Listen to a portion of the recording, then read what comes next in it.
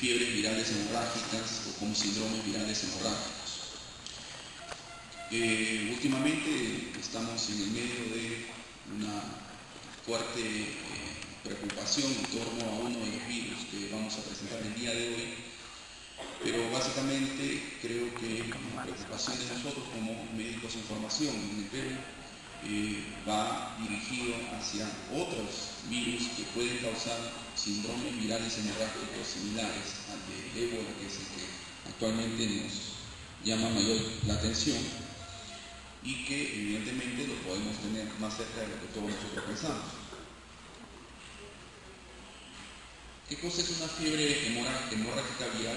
Básicamente es un síndrome multisistémico y se refiere a un grupo de enfermedades causadas por virus de diferentes etiologías, diferentes clasificaciones.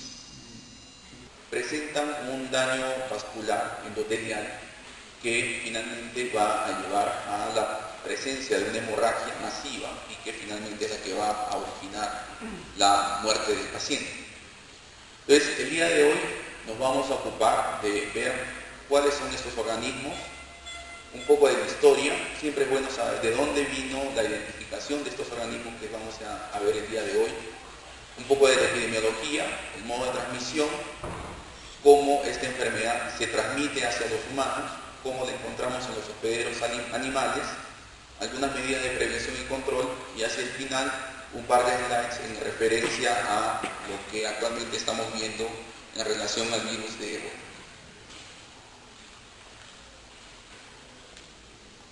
Entonces vamos a revisar los agentes causales. Los virus que causan fiebres virales hemorrágicas básicamente vienen de 4 familias diferentes. Son los arenavirus, los pirovirus, pungia y flavivirus. Todos ellos son virus de RNA. ¿Qué quiere decir? Son virus simples que tienen una cadena de nucleósidos única y que básicamente se van a conformar en una estructura lineal y que van a tomar una estructura tridimensional diferente de acuerdo con el objetivo que tienen dentro de la célula del hospedero. La supervivencia de estos virus en general va a depender sea de un animal o de un insecto, que es el huésped, donde nosotros lo vamos a encontrar como reservorio en la naturaleza y a partir del cual se van a transmitir hacia el ser humano.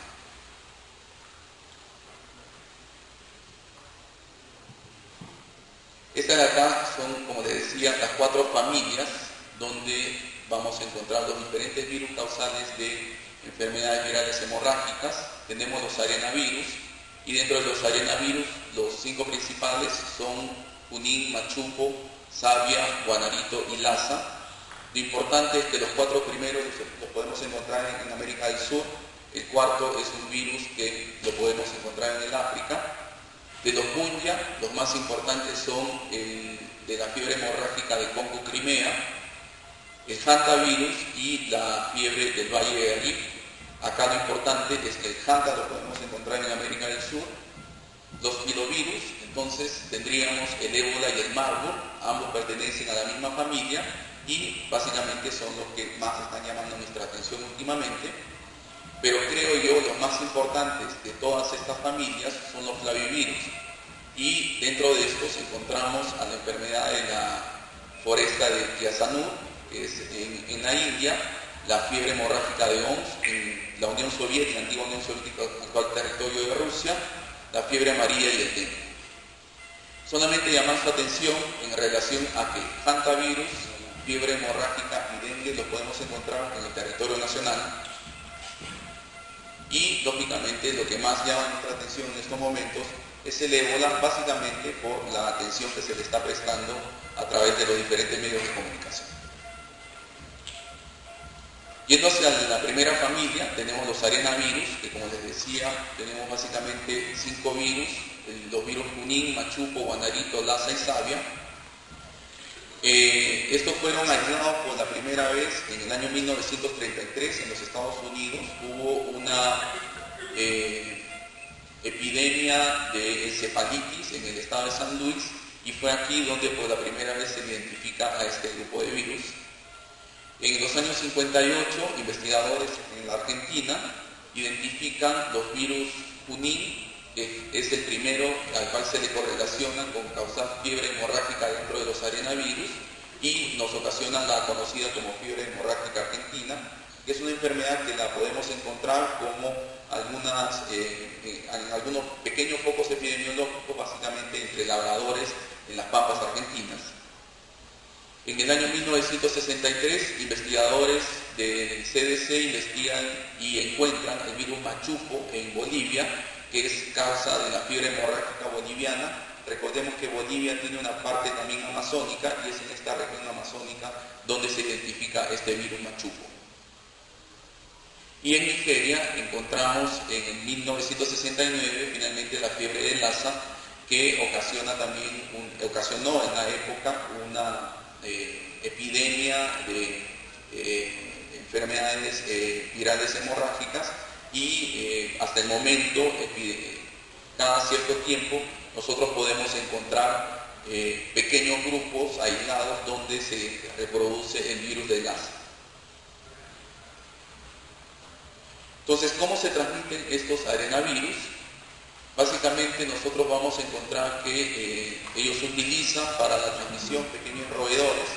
Estos roedores están crónicamente infectados con los arenavirus y se transmite verticalmente a través de la orina, las heces y otros excrementos.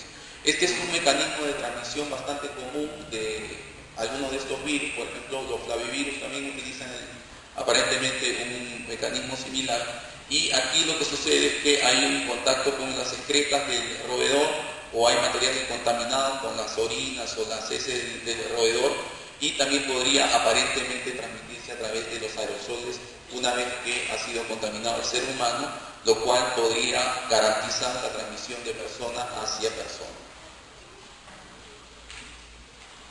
Al decir es que, como les comenté al principio, la fiebre de Lassa está circunscrita al territorio africano y en la región de Sudamérica, como habíamos comentado, los virus Junín, machupo, guanaritis sabia pueden ser encontrados y básicamente sabemos que es por el contacto con excrementos o con orina de roedores y tienen una fatalidad entre el 5 y el 35% de los casos reportados. Hay algunos brotes nosocomiales, básicamente cuando no se toman las medidas iniciales de protección y se ha descrito que dentro de algunos hospitales en los que no hay adecuadas medidas de contacto entre persona y persona se ha observado alguna transmisión. El periodo de incubación va entre 10 y 14 días, cursa básicamente con un periodo inicial de 2 a 4 días de fiebre y malestar general, muy similar a una influenza, ¿no? Es lo que se llama un síndrome conocido como flu-like, y posteriormente pasarían a la fase hemorrágica, donde vamos a observar hemorragia por los diferentes orificios del cuerpo, leucopenia, trombocitopenia por consumo de los trombocitos y signos neurológicos que son recurrentes de la afectación del sistema nervioso central.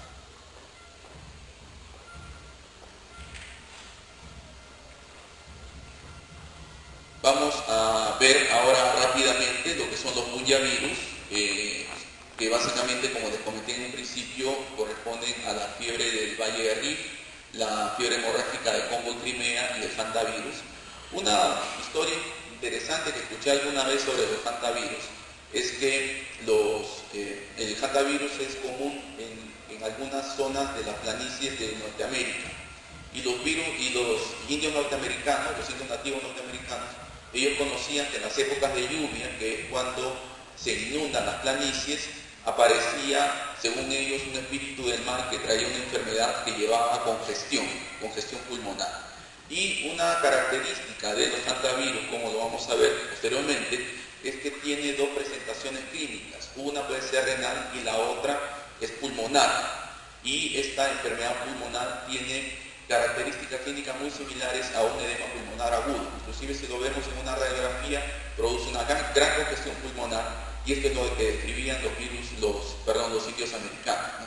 Entonces, para ir un poco también con historia sobre los bunya, en el año de 1930 se hace el descubrimiento y el aislamiento de los primeros casos en humanos. En 1930 se observó que hubo una gran mortandad de ovejas en una región de Egipto, y aparentemente algunos de los que manipularon estas ovejas pudieron también haberse contagiado de esta enfermedad. Sobre la enfermedad de Congo y Crimea, básicamente se ha descrito en trabajadores agrícolas que aparentemente tendrían contacto con algunos alimentos o cuyos alimentos podrían haber sido contaminados con roedores, o probablemente en cultivadores de arroz que normalmente están en planicies también inundadas, trabajando sumergidos dentro del agua, lo que facilitaría su contacto con las deyecciones de los roedores. El Hanta, como les comenté, es un virus que básicamente es estacional, se relaciona mucho con las épocas de lluvias, pero se han reconocido, por ejemplo, en algunas zonas en Brasil en las que aparentemente no necesariamente se relacionan con las lluvias, sino con la utilización de materiales que están contaminados con las orinas de los roedores. Y en este caso, la primera identificación se realizó en el 51 en tropas americanas que fueron a Corea a colaborar durante la guerra y fueron infectadas con el virus. Existen más de 5 géneros, más de 350 subtipos de virus diferentes, pero básicamente estos son los que tienen mayor interés desde el punto de vista clínico epidemiológico. Entonces, en el caso de los Punja, básicamente lo que nosotros vamos a observar es que normalmente hay algún artrópodo, excepto en el Hanta, lógicamente que es transmitido a través de los roedores, pero en la mayoría de los casos hay un artrópodo. En el caso de la fiebre del Valle de Rift, es un mosquito del tipo Aedes. En la fiebre de Congo y Crimea hay una especie de garrapata, entonces es un virus que está relacionado con malas condiciones de higiene o aquellas personas que ingresan en zonas de selva tropical o subtropical donde son picados por las garrapatas. En el hantavirus, como dijimos, los roedores, y menos comúnmente, o sea, son mecanismos menos efectivos de transmisión, serían los aerosoles a través del estornudo o la tos en seres humanos, y la exposición a los tejidos de animales infectados con los cuales las personas en el medio de su trabajo pueden haber tenido algún tipo de contacto. Un poco de epidemiología en cuanto a la fiebre del Valle de Rift. Encontramos básicamente que esta enfermedad está en la zona subsahariana y en el África. Tiene una fatalidad baja, es alrededor de 1%, y como les comentaba, lo encontramos en el África, en Europa del Este y en Asia, este acá es el de Congo y Crimea, lo encontramos en África, Europa del Este y el Asia, y este sí tiene una fatalidad del 30%. Hantavirus tiene una distribución un poco mayor. Lo encontramos en el norte y en el sur de América, en Europa del Este y en el sudeste asiático, y aquí la fatalidad va a tener una variabilidad entre 1 y el 50%. Hay trabajos muy interesantes de hantavirus en los cuales se describe que la ventilación mecánica temprana y la utilización, en el caso de la presentación pulmonar, y la utilización de hemodiálisis temprana en los casos de falla renal pueden ayudar a mejorar la sobrevida de los pacientes. En cuanto a el curso clínico, en cuanto a la fiebre del Valle de Rift, el periodo de incubación es entre 2 y 5 días, y solamente un 0.5%, como habíamos visto, puede llegar hacia fiebre hemorrágica y eventualmente a la muerte. En cuanto a la fiebre de Congo y Crimea, el periodo de incubación también es corto, de 3 a 7 días, y puede llegar a una diátesis hemorrágica entre 3 y 6 días aproximadamente, después de la iniciación de este síndrome, que como les comentaba es flu-like. El síndrome de flu-like es algo que es común a todos estos procesos virales, porque lógicamente el mecanismo de defensa del organismo es único frente a una agresión viral. Entonces no vamos a encontrar mucha diferencia en las diferentes presentaciones clínicas al inicio. Únicamente cuando se desarrollan las fases subsiguientes de la enfermedad es que vamos a poder encontrar la fase hemorrágica. Y en el hantavirus nosotros vamos a tener periodos de incubación que pueden ser hasta de 21 días, se han descrito periodos de incubación un poco más largos inclusive, y esto casualmente hace difícil el encontrar el diagnóstico diferencial desde un primer inicio. Únicamente si es que hay un pequeño brote epidemiológico en una determinada región, es que uno piensa en primera instancia en hantavirus. Generalmente es una enfermedad que uno va descartando hasta que finalmente el diagnóstico etiológico se hace únicamente al final, donde prácticamente no tenemos mucho que hacer. En cuanto a la presencia de estos virus en animales, entonces, como habíamos visto en el Valle de Rift, básicamente se encontró que en las ovejas había una tasa de aborto del 100%, y esto llevó a hacer un trabajo epidemiológico en las ovejas donde se determina que el agente etiológico era este virus y que ocasionaba una tasa de mortalidad de hasta el 90% en los especímenes más jóvenes de ovejas. En cuanto a la fiebre hemorrágica de Congo y Crimea, encontramos algunas infecciones subclínicas en el ganado. Aparentemente sería únicamente un reservorio, y en los hantavirus de la misma forma, aparentemente los roedores pueden estar infectados, pero no tienen ninguna manifestación clínica. Entonces, a diferencia de otras enfermedades virales como la rabia, por ejemplo, en la que el roedor finalmente tiene una afectación clínica y acaba falleciendo, en este caso, en el hantavirus, el roedor puede tener una vida de una extensión normal, y durante todo el periodo de vida del roedor él va a estar excretando hantavirus y probablemente contaminando a los elementos que pueden llevar la enfermedad hacia el hombre. Vamos entonces ahora al filovirus. Como les dije, aquí tenemos básicamente dos especies que son Marburg y ébola. Ambas están circunscritas básicamente a territorio africano. Tienen un árbol genómico único, ¿no? Este de acá es el árbol genómico del Marburg y este del ébola. Y aquí tenemos las diferentes especies de ébola, ¿no? Que se van a denominar de acuerdo con el país en el que son identificadas, ¿no? Tenemos ébola Zaire, Costa de Marfil, Sudán, Reston, etc. Y básicamente el nombre viene de una palabra latina que significa hilo. Y esto casualmente porque hemos observado que siendo una cadena única de RNA y que tiene solamente una circunvolución, entonces básicamente parece como un hilito medio amarrado, ¿no? Entonces tenemos las diferentes especies que conforman el virus de ébola, y todos estos, tanto Marburg como ébola, son responsables de las fiebres hemorrágicas en los primates. Entonces este dato es importante porque la infección de los seres humanos en las zonas epidemiológicas donde se han descrito las epidemias está estrechamente relacionada con la aparición de una epidemia en el periodo inmediato anterior dentro de los primates en las zonas donde ellos están localizados.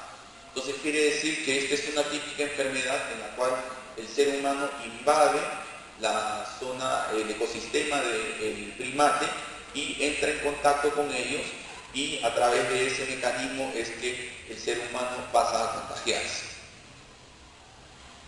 Esta es la estructura del virión, es lógicamente una concepción artística, pero básicamente nos ayuda un poco a entender la estructura del virus, en la cual nosotros vamos a encontrar en el interior la cadena del RNA, que finalmente va a terminar en una nucleoproteína que está vinculada a una polimerasa, que es la que va a tener las características de romper las cadenas de DNA del hospedero para permitir el ingreso del RNA del virus y así codificar las cadenas de proteínas que van a llevar a la producción de nuevos virus en el hospedero.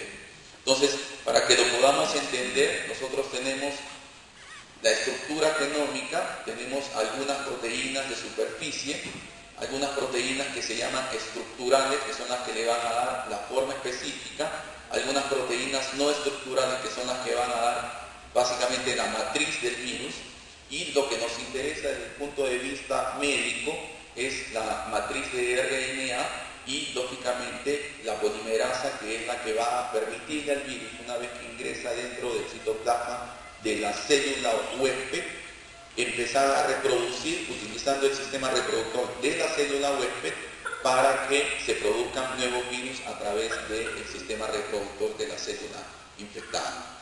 Entonces, hablamos de una cadena de RNA, de una cadena simple, helicoidal, que están envueltos sobre las diferentes proteínas que hemos mencionado y que tienen una envoltura viral externa que es derivada de las células del huésped, que básicamente se van a encargar de proteger este RNA que está en el interior, y tenemos algunas proteínas virales BP40 y BP24 que son básicamente conocidas ahora o estudiadas ahora porque son contra las que en este momento se está queriendo producir los nuevos esquemas de vacunas que se están estudiando. Vamos a hablar a continuación un poco, sobre el ébola, vamos a volver un poco después. Ahora lo que les quiero presentar son algunas estructuras que lo que intentan es explicarnos de una forma más esquemática cómo es que el virus ingresa en la célula del hospedero. Y este es un gráfico que yo creo nos ayuda bastante bien a entender qué cosa es lo que está sucediendo. Aquí tenemos una célula infectada. Normalmente el virus de ébola va a preferir ir hacia las células del sistema retículo endotelial, hacia las células que son consideradas de defensa del organismo. Entonces tenemos el esquema de una célula infectada, que en este caso puede ser un macrófago o una célula dendrítica, que está lógicamente produciendo, como nosotros sabemos, los nuevos virus de ébola que ya han sido previamente codificados en el núcleo de esta célula infectada. Pero por algún mecanismo que no es conocido, todos nosotros debemos recordar de biología básica que normalmente existen dos tipos de defensa contra los virus. Una defensa que es humoral y una defensa que es celular. Y la defensa humoral contra los virus está básicamente basada en la producción de interferones. Entonces, estos interferones, que normalmente son producidos por células del grupo T, por algún motivo que todavía no es perfectamente conocido, son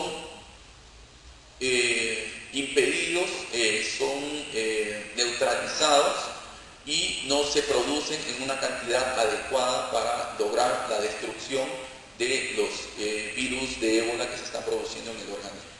Eso es por un lado. Entonces, consiguen de una manera eficaz evitar que las células de defensa del organismo puedan producir interferones para producir la destrucción viral. Por otro lado, aparentemente tienen la posibilidad de desregular la adhesión de las moléculas celulares entre sí. ¿Esto qué quiere decir? Nosotros recordamos que tenemos una membrana encima de todas las moléculas que tienen entre sí unos sistemas de adhesión.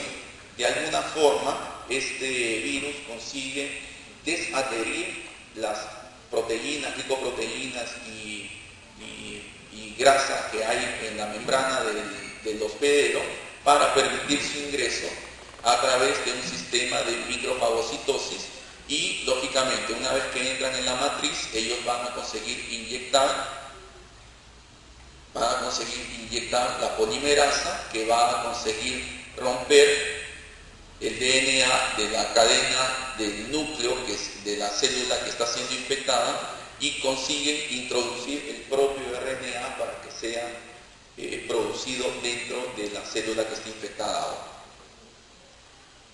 Entonces, algunas cosas que queremos anotar son que las infecciones fatales del ébola se marcan básicamente porque hay una infección viral sin ningún control.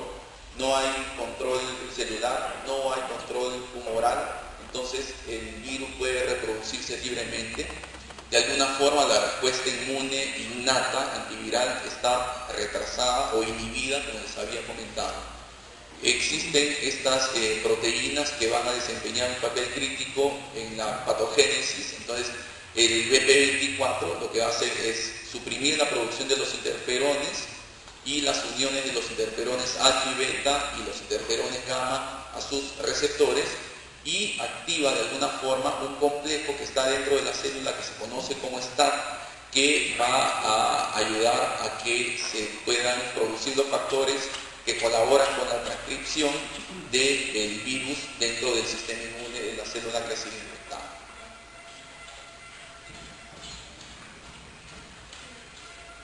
un poco de la historia de los filovirus. Algo me ha pasado acá.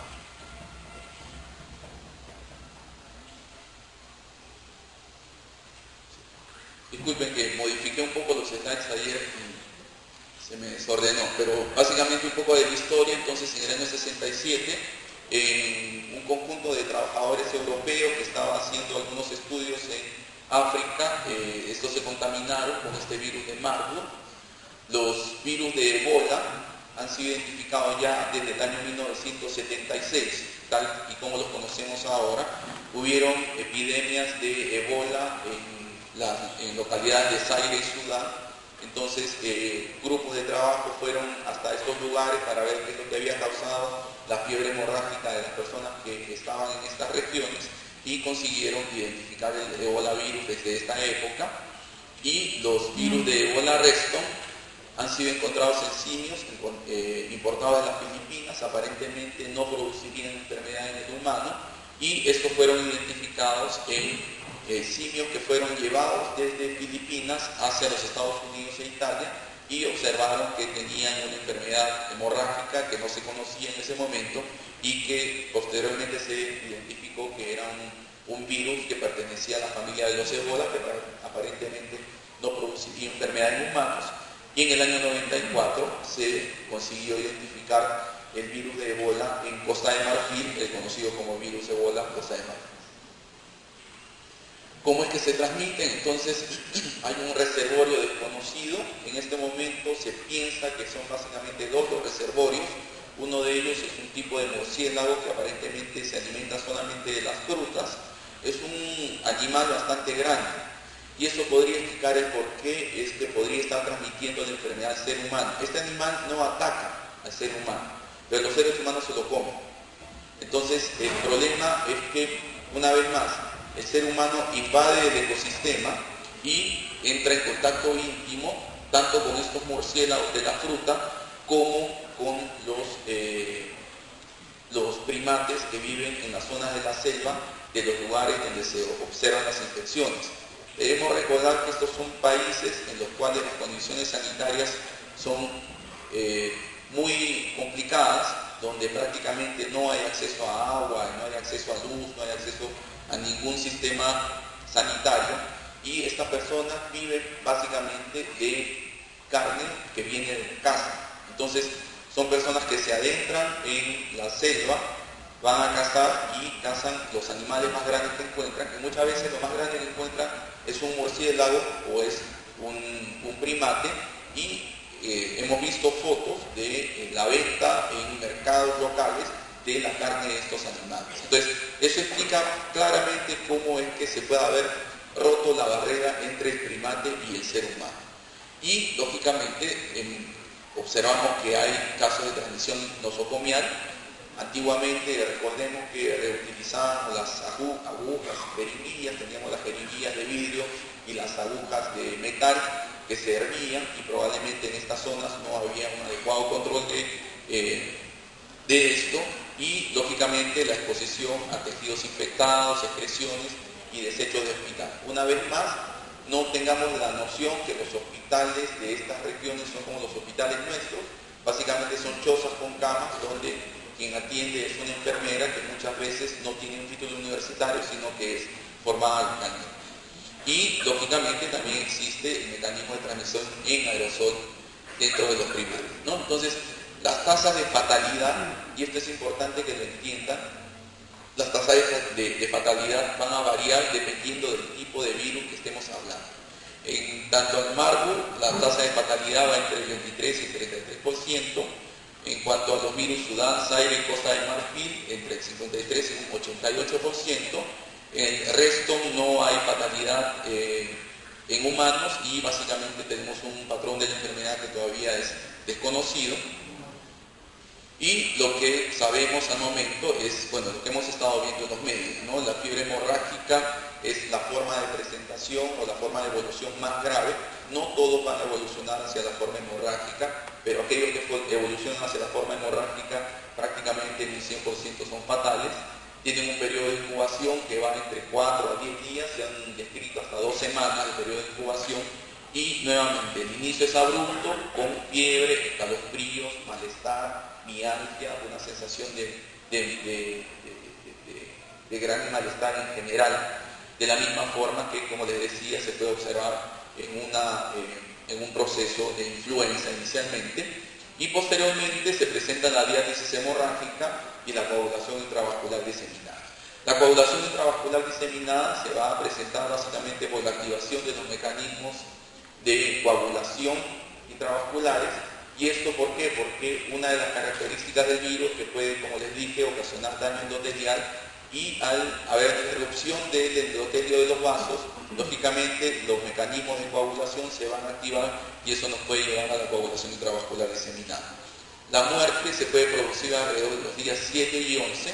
Algo que se estima en estos momentos es que cuando el paciente pasa el 15º día, probablemente los chances de salvarse aumentan exponencialmente, y es una recuperación bastante dolorosa. Aun cuando el paciente presenta mejoría clínica, él continúa durante semanas, se han descrito hasta meses, con un síndrome doloroso general, con un gran malestar general. Quiere decir que el virus deja daños o secuelas que pueden persistir a lo largo del tiempo, inclusive después que haya sido eliminado del organismo humano.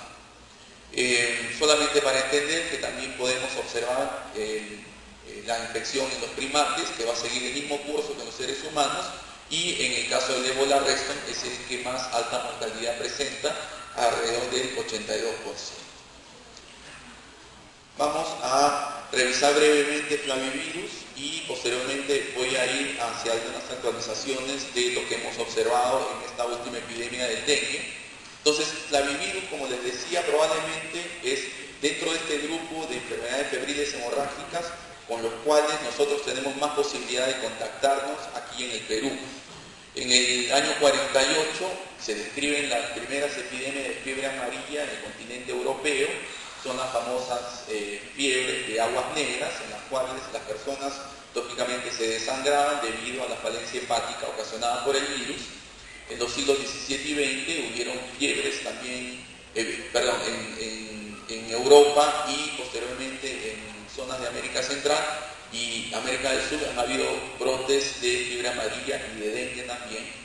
Y en el año de 1927 finalmente se consigue aislar el virus de fiebre amarilla, en el 43 el virus del dengue, en el 47 se observa este virus de la fiebre hemorrágica de OMS, que como les comenté está circunscrito a algunas regiones de la antigua Unión Soviética, fue descrito en la época de la Unión Soviética todavía, y en el año 57 se descubre este virus en la foresta de Kyasanur, que es una región en la India. Todos estos son transmitidos a través de un artrópodo. En el caso de la fiebre amarilla y el dengue, comparten el mismo artrópodo, que es el Aedes aegypti, que es un tipo de mosquito que lo podemos encontrar prácticamente en todas las partes de nuestro país. Tiene un ciclo selvático y un ciclo urbano. Esto quiere decir que al haber zonas de la selva que están siendo invadidas o están siendo urbanizadas, estos artrópodos fácilmente se pueden adaptar a la vida urbana, y básicamente es por eso la recomendación que tengamos lo menos posible dentro de las casas reservorios de aguas tranquilas, que limpiemos continuamente aquellos sitios donde pueda haber agua estancada, porque esto va a favorecer la reproducción de la Aedes aegypti, y con esto podríamos traer la fiebre amarilla y el dengue hacia nuestras casas.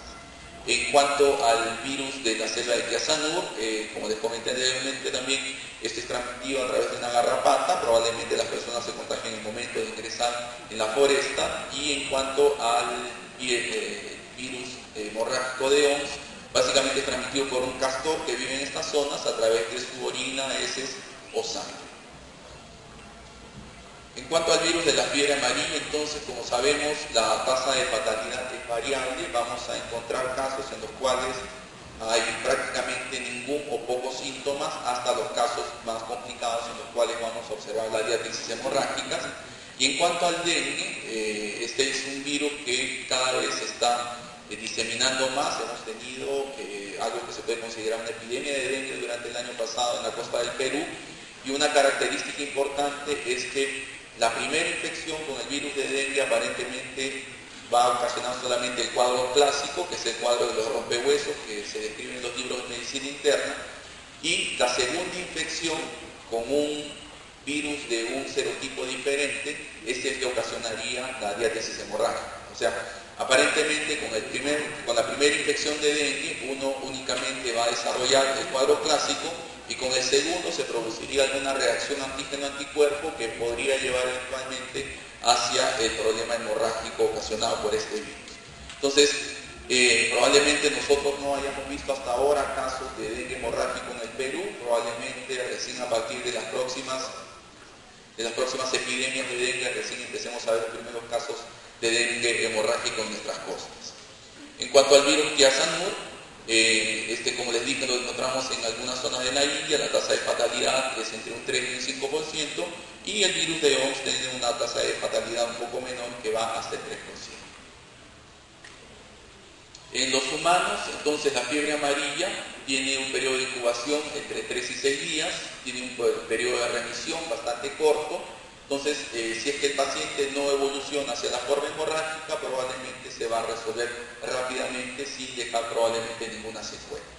Sobre el dengue, el periodo de incubación también es bastante rápido, entre 2 y 5 días. Como les comenté, la infección con un serotipo diferente es el que va a llevar hacia la forma hemorrágica, y en estos casos, básicamente, lo único que se cuenta en este momento es con medicación de soporte. No tenemos un medicamento específico y tampoco no hay vacuna contra el dengue. Y en cuanto a las enfermedades de Kiasanur y de OMS, aparentemente habría una resolución. En la de Kiasanur hay una resolución un poco más rápida. En el de OMS es interesante porque se ha descrito que hay secuelas de tipo neuropsicológico que pueden durar durante meses y hasta probablemente un año después de resuelto el cuadro viral. Entonces, esto es algo importante y es algo interesante que debemos tener en consideración. En cuanto a los animales, con el clavivirus del tipo de fiebre amarilla, básicamente nosotros lo podemos encontrar en casi cualquier tipo de mamífero. Clásicamente se describe en primates, pero también lo podemos encontrar en algunos tipos de murciélagos, vampiros o en algunos roedores pequeños. Por lo tanto, hay diferentes reservorios, y lo que sucede es que muchas veces nosotros, una vez más, invadimos el ecosistema de los hospederos y vamos a contagiarnos porque lógicamente va a existir el vector transmisor. De la misma forma, en el dengue puede existir algunos tipos de reservorios en primates humanos. En el virus de Kiasanur, aparentemente el ganado que acompaña a las personas que se internan en las selvas podría infectarse y podrían quedar como hospederos asintomáticos. Y en el caso de la fiebre de OMS, como les comenté, es un castor que aparentemente no manifiesta ningún síntoma clínico. Solamente para que vean ustedes algunos ejemplos de cómo es que se pueden presentar clínicamente estas enfermedades virales hemorrágicas. Los síntomas iniciales varían ligeramente. Como les dije, el mecanismo de defensa inicial es prácticamente el mismo. Entonces, los síntomas van a depender más de la reacción del sistema inmune del hospedero, en este caso el ser humano, y lo que vamos a observar son fiebres marcadas, fatiga, malestar, dolor muscular y cansancio. Para aquellos de ustedes que hayan estado siguiendo esta última epidemia del ébola, ustedes van a ver que las personas quedan extenuadas, tiradas en el medio de las calles sin posibilidad de moverse, y esto es debido al gran dolor muscular y malestar que ocasiona la fase de infección y de reproducción del virus dentro del ser humano. Este acá es un paciente atendido en el África, y aquí tenemos todas las medidas de bioseguridad.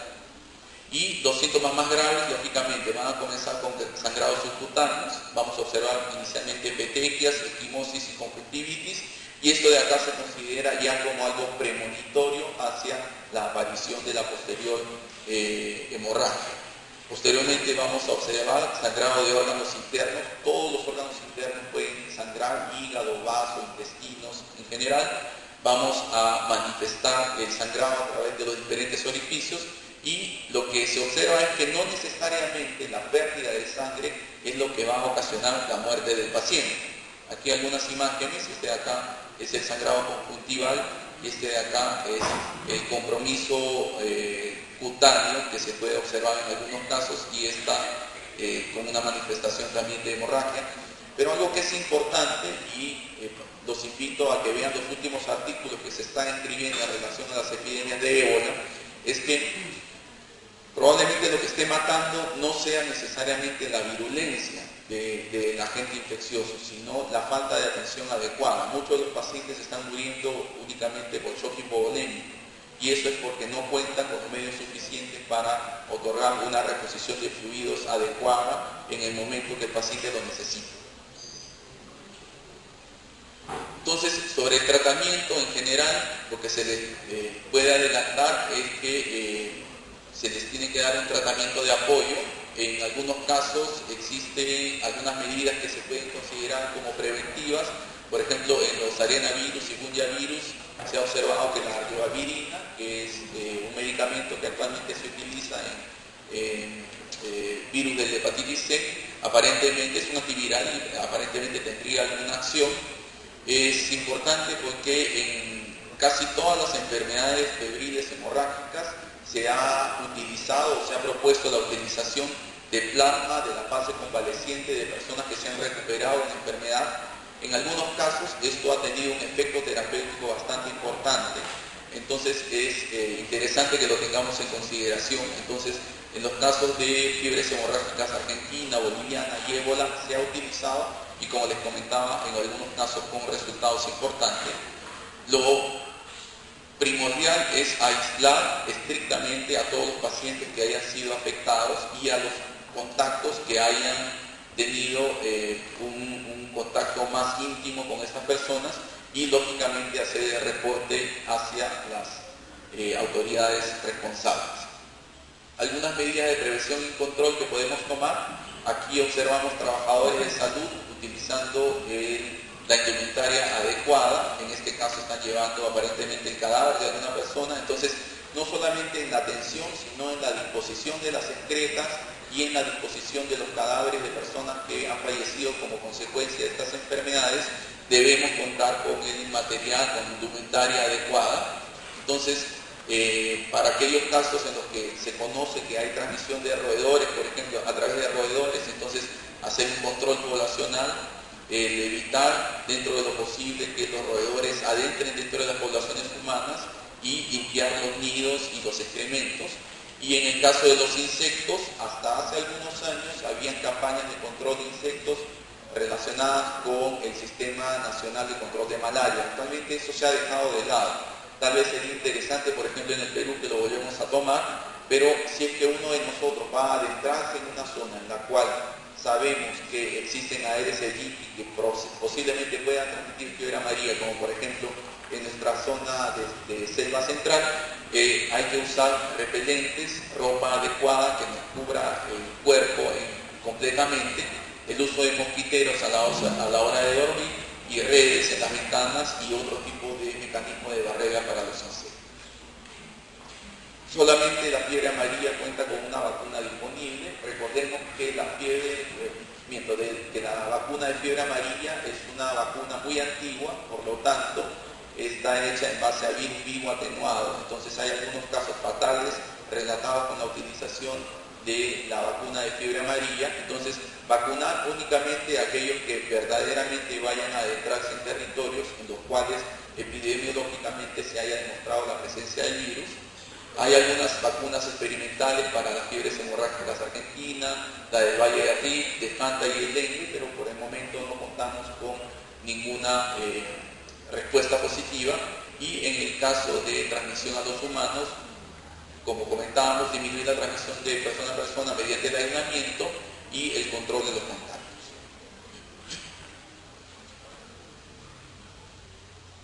Usar ropa de protección adecuada, hay que cubrir totalmente todas las zonas expuestas. En este caso observamos que estamos protegiendo conjuntivas, boca, cabello y en general todas las zonas que sean factibles de ser contaminadas con alguno de los componentes, las excretas de los seres, de las personas que han sido contaminadas, y existen manuales, lógicamente, de la Organización Mundial de la Salud y del CDC que nosotros podríamos consultar en el caso tuviéramos alguna duda. utilización de baños químicos y desinfectar y disponer adecuadamente los instrumentos que se utilizan en la atención de estos pacientes.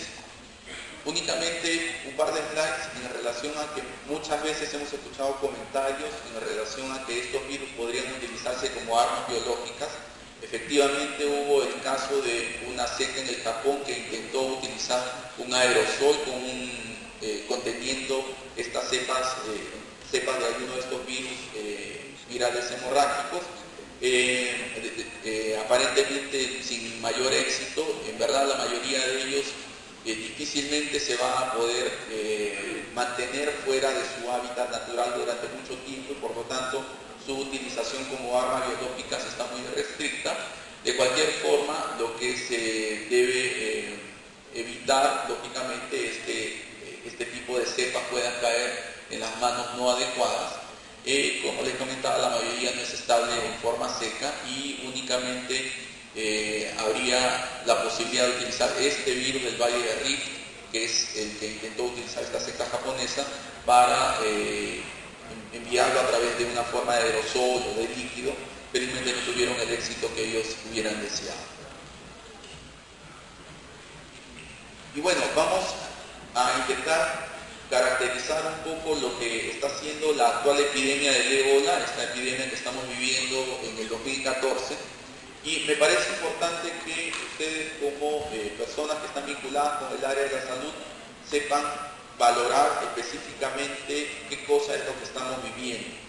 Yo entiendo que en una situación como estas, en las cuales algunos medios de prensa que no tienen la información adecuada pueden estar aumentando algo del conocimiento que se tiene en este momento, la idea es que ustedes vayan y en sus casas, en sus comunidades puedan transmitir de una forma adecuada lo que está significando esta epidemia.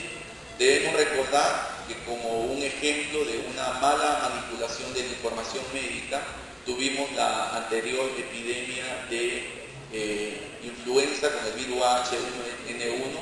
Recordemos que esto ocasionó un problema de pánico en México específicamente, la gente no salía a la calle, la gente evitó tener contacto, las personas no iban de viaje hacia México, significó una pérdida económica y de horas de trabajo enorme, únicamente por falta de información adecuada. Entonces, intentemos poner las cosas en contexto y dentro de lo que efectivamente está sucediendo en este momento. Este de acá es un pequeño mapa, me van a disculpar, casi todos los slides están en inglés porque los he bajado recientemente, pero esto es para que entendamos dónde nos estamos localizando geográficamente con el inicio de esta epidemia.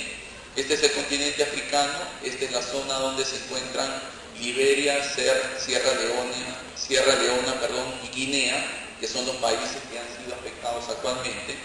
El primer foco epidemiológico se encuentra en esta aldea de Gekedú, que queda en la parte centro-este del país y que básicamente tiene varias vías de comunicación a través de vías terrestres con otras comunidades donde posteriormente se identificaron los casos posteriores. Entonces, los primeros casos son identificados, aparentemente los primeros casos se habrían producido en el mes de diciembre del 2013 en estas localidades de Guinea.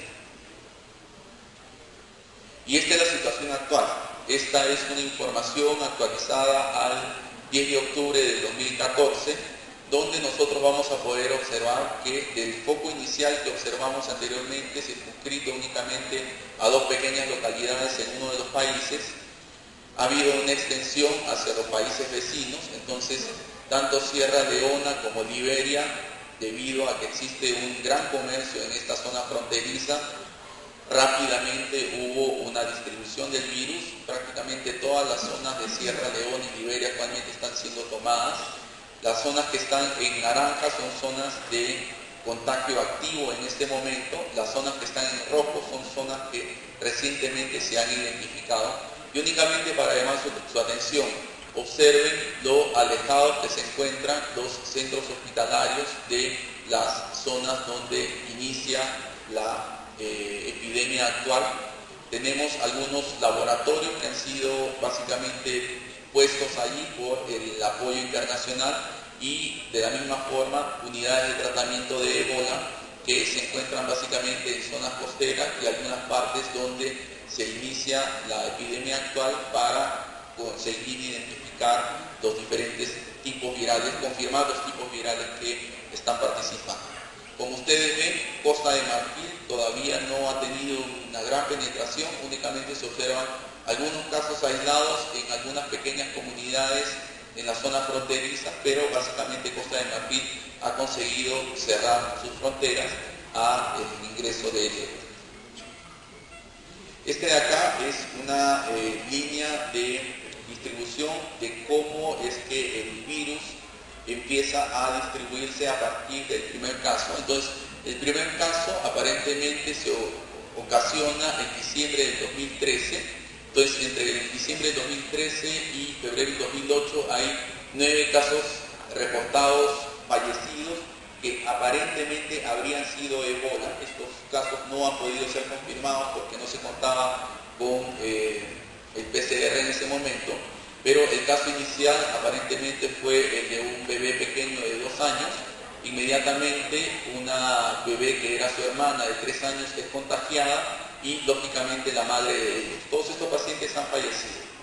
Inmediatamente después la abuela también fallece y la enfermera de la comunidad que los atendía y otra persona de la comunidad. ¿Qué cosa es importante? O sea, ¿qué cosa debemos entender nosotros de por qué es que este virus empieza a transmitirse de persona a persona? Recordemos que estas son villavecos pequeños en el territorio africano donde todavía se tienen costumbres que son tribales. En estas zonas es costumbre que cuando una persona fallece, la persona para que vaya al cielo tiene que ser integralmente limpia y la limpieza se encarga la familia. Entonces la familia se encarga de limpiar de todos los orificios, de todas las excretas que pueda tener para que así pueda ser dispuesto, enterrado, para que vaya a su ascensión hacia el cielo. Y esto es especialmente importante con las personas mayores. Recordemos que en las tribus africanas existe el culto hacia los mayores. Entonces, si nosotros observamos aquí, prácticamente los casos, este de acá es el caso primario y los casos iniciales en la pequeña villa donde se inicia la enfermedad, y a partir de aquí observamos personas que son miembros de la familia de esta mujer que es de la comunidad que fue a su entierro, y personas que lógicamente asistieron al entierro de estas primeras, especialmente de la abuela de los niños iniciales y la otra mujer de la comunidad, y que se encargaron de la atención del cadáver y que posteriormente regresaron hacia sus vías de origen, y a partir de ahí fueron lógicamente contagiando a otros miembros, y conforme ellos se iban muriendo y los iban atendiendo, también la enfermedad se iba diseminando. Entonces, a partir de este momento es que, a partir del caso 14, que nosotros ya tenemos la identificación plena del virus, y es que se empieza a ver cómo el virus se transmite a través de las diferentes villas y el territorio de estos 3 países. Esta es la situación actual. En este momento tenemos únicamente confirmada la presencia del virus del ébola en estos 3 países africanos, en 3 países diferentes. Uno de ellos es Nigeria, que aparentemente es un caso importado. Tenemos los casos de España y de Madrid, de España y de Estados Unidos, que han sido ya comunicados con la prensa, y aparentemente un caso en Senegal. Entonces, lo que debemos entender es que estos 3 países tienen en este momento efectivamente una epidemia declarada por el virus de ébola. Estos otros 3 países en este momento no tienen epidemia de ébola, tienen casos identificados importados. No hay ninguna restricción de visita hacia estos países. A partir de septiembre del 2014 ya no hay ninguna restricción para ingresar en el territorio de Senegal, y lo único que lógicamente debemos tener en consideración es que en estos países hay que observar las medidas de control y de aislamiento para que no exista la posibilidad de contagio hacia otras personas. Llamar su atención también a lo siguiente. En este momento, esta es información del 12 de octubre del 2014, actualizada al día 15, tenemos en los 3 países en los cuales la epidemia se considera activa, alrededor de 9.000 casos de contagios del virus del ébola. De estos 9.000 casos, únicamente alrededor de 5.000 han podido ser confirmados virológicamente, y tenemos un total de muertes de alrededor de 4.500. Si nosotros hacemos un cálculo simple, tenemos que la tasa de mortalidad general se va a encontrar en alrededor del 50% entre los casos infectados. De la misma forma, en Senegal hemos tenido únicamente un caso, en España teníamos un caso, ahora tenemos dos en Estados Unidos, lo cual haría un total de 5 casos, de los cuales únicamente se han reportado 2 muertes. Y en países que tienen una transmisión localizada, en Nigeria tuvimos estos 20 casos, de los cuales se confirmaron 19 y únicamente 8 vinieron a fallecer, lo cual nos da una tasa de alrededor de 40%.